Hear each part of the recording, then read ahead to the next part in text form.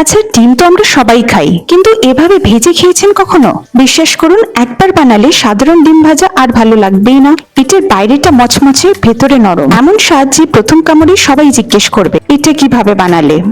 আজকের রেসিপিটা শুধু সুস্বাদুই নয়, খুব কম উপকরণে খুব সহজে তৈরি করা যায়। তাহলে চলুন দেখে নেওয়া যাক কিভাবে সাধারণ সেদ্ধ ডিমকে একেবারে নতুন স্বাদের দুর্দান্ত স্ন্যাক্সে পরিণত করা যায়। প্রথমে কয়েকটা ডিম ভালোভাবে সেদ্ধ করে খোসা ছাড়িয়ে নিলাম। এবার একটা ব্যাটার তৈরি করে নেব। নিলাম 4 ছোট চামচ বেসন, 2 ছোট চামচ চালের গুঁড়ো, সামান্য নুন, লঙ্কার গুঁড়ো আর হাফ ছোট চামচ জিরের গুঁড়ো। এবার পুরোটা ভালো করে মিশিয়ে নেব। তারপর অল্প পরিমাণে জল দিয়ে ভালো করে ব্যাটারটাকে গুলে নেব। তবে এখানে খেয়াল রাখতে হবে যাতে ব্যাটারটা বেশি পাতলা না হয়ে যায়, একটু ঘন থাকে, তাহলে ডিমের উপরে কোটিংটা খুব সুন্দরভাবে থাকবে আর ভাজার সময় কোনো অসুবিধাও হবে না আর ছেড়েও যাবে না। এখানে দেখুন ব্যাটারটা একটু বেশি ঘন হয়ে গেছে বলে আমি সামান্য একটু জল দিয়ে আবার ভালো করে গুলে নিচ্ছি। এবার সিদ্ধ করে রাখা ডিমটাকে 4টে টুকরো করে কেটে নেব। তবে আপনারা চাইলে পুরো ডিমও ব্যবহার করতে পারেন,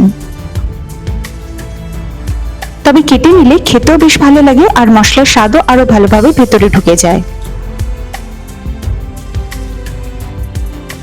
আচ্ছা, আপনাদের মনে একটা প্রশ্ন আসতেই পারে, এই ব্যাটারে আমি চালের গুঁড়ো কেন ব্যবহার করেছি? এটা ব্যবহার করার পিছনে কারণটা হচ্ছে যাতে ভাজার পর বাইরের আবরণটা আরো বেশি মচমচে হয়।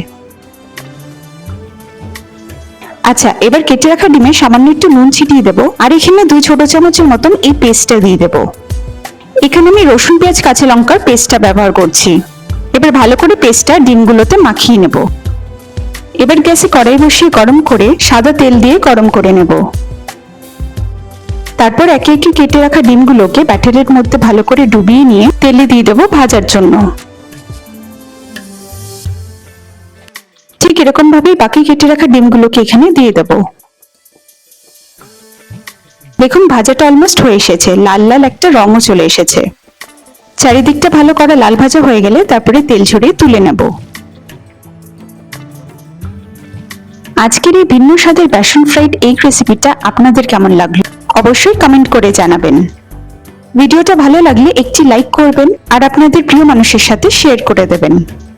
আর এমনই সহজ, নতুন আর মজাদার রেসিপি পেতে আমার চ্যানেলটিকে সাবস্ক্রাইব করে পাশে থাকবেন। একবার টমেটো সস, কাসুন্দি বা ধনেপাতার চাটনির সঙ্গে এটা খেয়ে দেখুন। বাইরের মচমচে কোটিং আর ভেতরের নরম ডিমের কম্বিনেশন সত্যি অসাধারণ। খুব তাড়াতাড়ি দেখা হবে নতুন একটি স্বাদ, নতুন একটি গল্প নিয়ে। ভালো থাকবেন, সুস্থ থাকবেন।